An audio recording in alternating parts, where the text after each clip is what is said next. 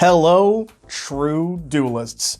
My name is Craig Fee, and as always, welcome to the Yu-Gi-Oh! Update. Yes, in a turn of events that was being asked for en masse, Konami saw fit to give us a ban list this past week to address the new Tier 0 format that the Tirshizu deck has given us. And what some people are calling an emergency ban list, this would be comparable to other emergency ban lists in the past, right? Like Pepe's list in February of 2016, or the Spiral list in November 2017. And if that's what you expected here, you're an idiot! Because they hit nothing from Tirshizu, with the exception of a limit to Herald of Orange Light, a non-universal tech in Tirshizu decks. Instead, what Konami decided to do was unlimit both Dimensional Fissure and Macrocosmos. So not only can you face Tirshizu on the daily, but now you can also deal with more Floodgates in your day-to-day life. Thanks, Konami! That's exactly what we wanted. Reception of this list was somewhere between negative and lukewarm, to say the least, with the one saving grace being that they at least had the decency to ban Mystic Mine. Which is good. I am not going to complain about that. Every single day I will thank Konami and God alike that they chose to ban that stupid card because I hated it. If you want my full take on the ban list, you can check out that video right there, wherein you can watch 10 minutes of me doing the contractual obligation of all YouTubers making a ban list discussion. Hilariously, at no point do I make actual verbal mention that the list takes effect on December 1st. But in short, I approve of the Mind ban and Curious ban as well, but I'm left wanting more of a slap on the wrist to Tiers. Obviously, they weren't going to ban any of the new cards, but at least semi-limit something from the actual core of the deck. My guess is that we are stuck in this format for some months now, or we will be, up until my guess is March at the absolute earliest. But once we get that list, it'll be one that actually changes up the format, or at least good God, I hope so.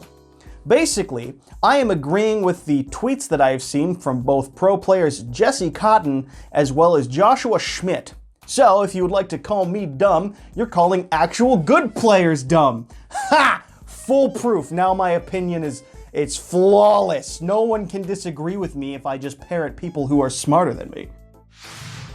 In competitive news, the next YCS to take place will be the North American Remote Duel YCS, set to take place on the weekend of December 10th and 11th. This will be the first premier event taking place under the new ban list, and will be a great way to show us all just how irrelevant that list was, especially in the grand scheme of this current meta. I can't wait to watch Mills take place in 360p quality again. Truly, the way Yu-Gi-Oh! Is meant to be enjoyed. As always, I'll be going over that event in the following update, and maybe even doing a decent job of reporting on it too. For European players, Konami EU has announced YCS Lyon in France, or at least that's how I choose to pronounce it, because I believe if it is a French word, it needs to be said with some level of pretentiousness. Yes, YCS Lyon will be taking place on February 10th through to the 12th in 2023. And do you happen to know when Photon Hypernova releases here in the TCG? That's right, on the 9th of February, just in time for this event. I don't imagine Kashitra will stand much of a chance against Tirshizu. They haven't really in the OCG counterpart to our meta. But hey, maybe you'll lose to having your entire field locked out from play instead of getting out-resource managed by Tirshizu. Hooray! Oh, that format's going to be great, I can tell already. Also this week, in a turn of events we all were expecting to see happen right after the game initially came out, Konami has announced Master Duel's first ever Invitational event, the European Invitational happening in Espoo, France, featuring a number of notable names from the community. The likes of Farfa, TGS Anime, Revs Cards, and the literal goat of Yugi tubing and my personal hero, Lithium 2300 himself. And 12 other creators that I haven't mentioned here, my apologies to them. The real question is, why did I recognize the names of the Scottish or UK-based creators, but really no one else? Lithium is the exception to all things, he's the GOAT. What sort of Scottish/Belgian propaganda am I now putting out here? Or better yet, what sort of abomination of Scottish and Belgian propaganda have I been consuming? That's a terrifying question. I don't know the answer to it. Clearly, I am being manipulated. But it doesn't matter though, because we stand lithium here on this channel.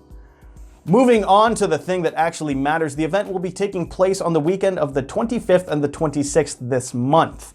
It's being promoted as the tournament we've been dreaming of, and they're probably not far off in saying that. Plenty of people were excited at the prospect of what Master Duel could offer to Yu-Gi-Oh! As a game. It was touted as a means to bring Yu-Gi-Oh! Into esports contention, a chance for the game to be taken more seriously on a bigger stage, as opposed to that anime game with blue eyes in it that for some reason everyone just complains about without actually playing. Shoutouts to Yu-Gi Boomers. So, to finally see it being promoted as a platform with some level of prestige is nothing short of fantastic. I look forward to being able to report on not only the quality of duels and the streaming of the event, this is Konami EU after all, but also at the ungodly number of Joels I expect to see in any chat from Farfa viewers. In product news, Battles of Legend has released, and after a week it seems the prices have mostly settled. And Starlights aside, it seems like a pretty damn reasonable set. Thank the fucking Lord. Access codes rocking a $30 USD secret rare. Borreload Savage Dragon and Celine are both under $10 from that glorious USD. And things like Chaos Space, the Live Twin Links, and most importantly of all, the Doodle Beasts are all under $30. Is that supposed to say $3? I think that's supposed to say $3. We're firing whoever writes the scripts. It's me. Now is a good time to buy up some shiny upgrades to your staples before a price spike in a year from now, when people remember that Chaos Space is actually kind of an insanely stupidly good card. Also notable for this set are a decent number of Starlight misprints. That's right, if you thought a Starlight access code talker selling for $500 USD was expensive, wait until you see the price of one that's been printed without a name or even the indent of where the name would go. And it's not just access code. A good number of Starlight rares have this same sort of misprint. How much more do they cost without the name?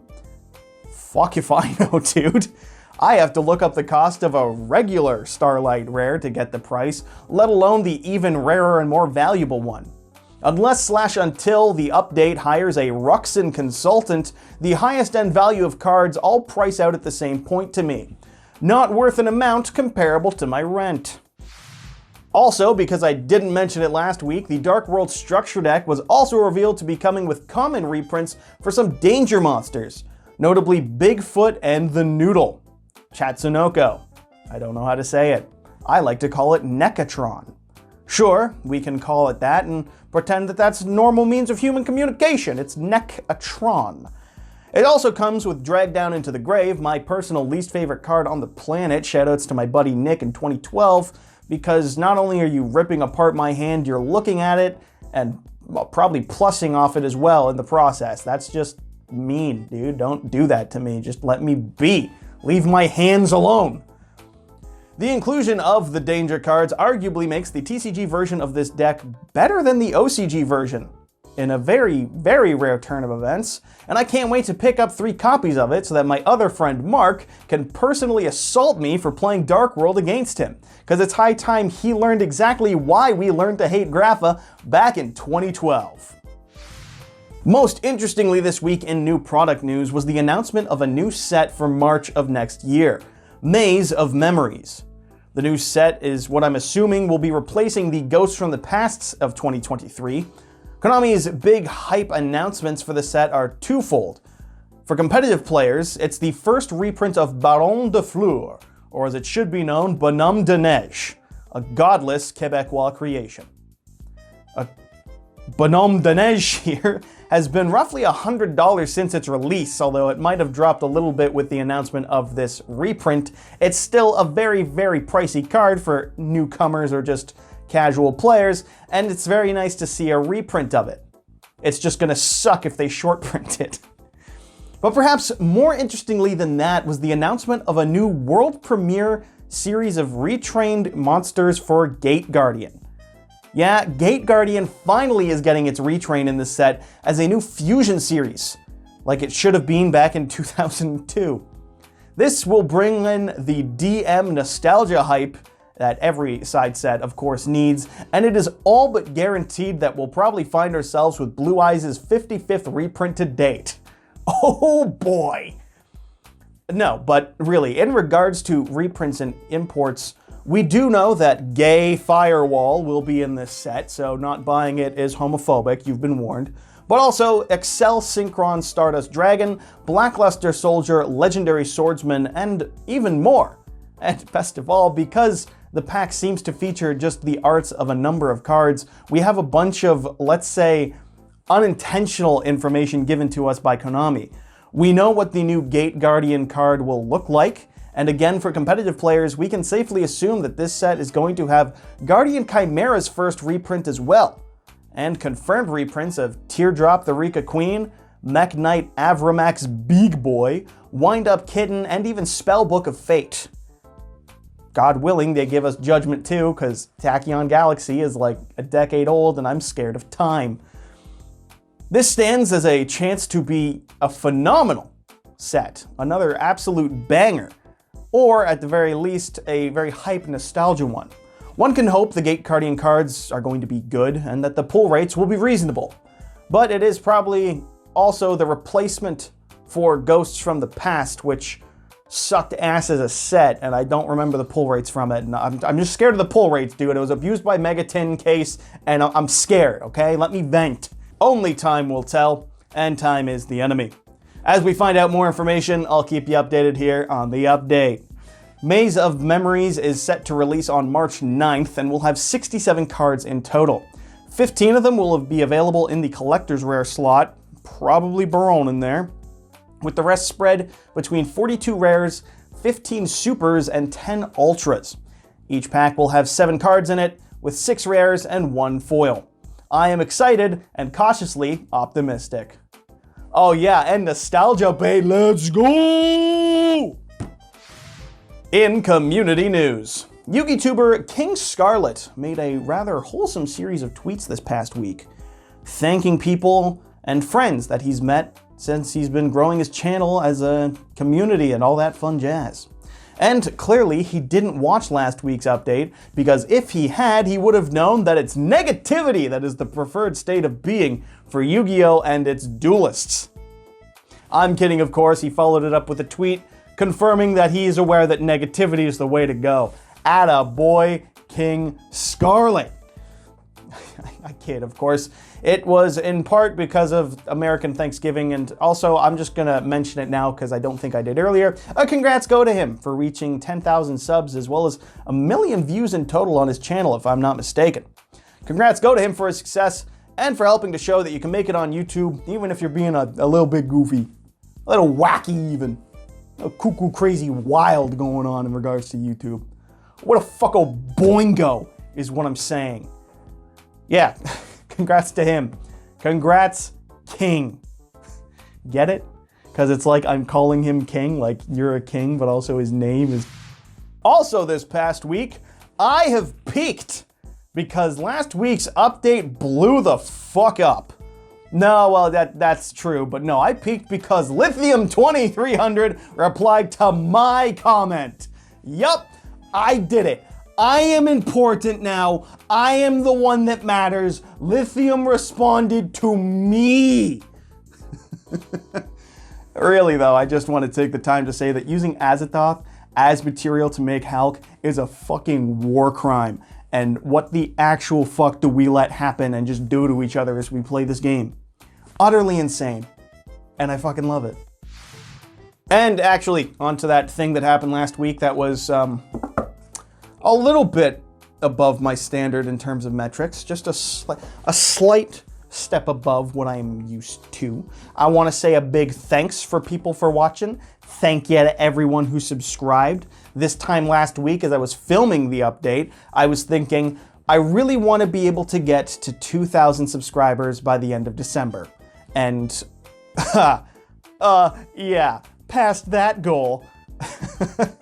Seriously, thank you. Means a lot. I love that people enjoyed the update. And I want to get 2 things out of the way, I suppose. First off, I was rightfully called out because in last week's update, I made mention that round 1 of the feature matches was a Mystic Mind Burn Mirror, which is a fucking lie. That's not even remotely true. What I was thinking of, I just didn't research it enough because I'm bad and lazy. I was thinking of the round 12 feature match that was a Mystic Mind Burn against a Runic Stun. The Runic Stun deck was playing Mind, so there was a bit of a Mind Mirror going on, but I got that wrong. I apologize for that. If you want the brutal honesty of what the deal is in that regard, this is a shit show. This is a weekly shit post that I've done. It just kinda over time became less about just jokes and I included more bits of news. But I think, and fairly so, people who watch it are taking it as much news as it is comedy, and that's on me. So with that being said, I recognize my fault and I will strive to do better going forward. Probably still gonna make mistakes, because I'm gonna let you in on another secret. I'm a fucking idiot. But regardless, I will do a more thorough job of making sure what it is I'm saying is correct, particularly in regards to something as simple as confirming what match it was and what decks. It's a 2-second Google. And I agree with that. So thank you to the commenter who called me out on that. I apologize, I didn't mark your name down, but you're on the screen here. You are a true duelist. And then the other thing, some people have made a mention about the gun. Some people have a stance on the gun. They got, you know, they have a stand on the gun. And honestly, if you have a particular stand on the gun, I invite you to sit the fuck down and watch the news, because I love the gun. I'm paid $50 for this stupid gun, and I'm going to utilize that. I'm going to put the budget forward appropriately. That's about it. I do want to say a special thanks to Team Yadalocked, or as my dumb brain likes to read it, Yadaloked. I don't know why I always want to say Yadaloked, but I do. I want to say a thank you to Yadaloked for sponsoring my video. He didn't sponsor it. For sharing my video. That was a nice bump in the algorithm. I appreciate the sharing, the spreading of it. It means a shit ton. And to Yada, if you are watching this, I also want to say thank you for the Joker Challenge video, which I am still working on, because I was a part of that. I filmed something for it even this month to try and desperately get it together. I'm just lazy and I've been caught up in other content, and very suddenly February has become November. As I've said, time is the enemy. So I will be putting out that Joker Challenge video, I promise, dude. Thank you for featuring me in that. Thank you for the share. You are a godsend and an absolute top-class memer. If you aren't already checking out Yadaloke's videos, I cannot recommend them enough. And that's really about it. I don't have anything else in regards to the community news. I suppose I could try and shoehorn in something. This week in Yu-Gi-Oh! In the community, MBT said Ussie. Probably. That's awful and unoriginal and not all that funny. Well, what if Farfa's chat spammed Joel? Not only is that probably overdone, but I already used it earlier in this video. Something about distant coder? Coder? I hardly know her. Okay, we are done. I am putting the gun to myself to wrap up this week's update. Thank you so much for watching. I hope you enjoyed. As always, I've been your host, Craig Fee, and make sure you subscribe to YGO Strats for next week's update to impress your smoking Italian wife, and so that you too can be a true duelist.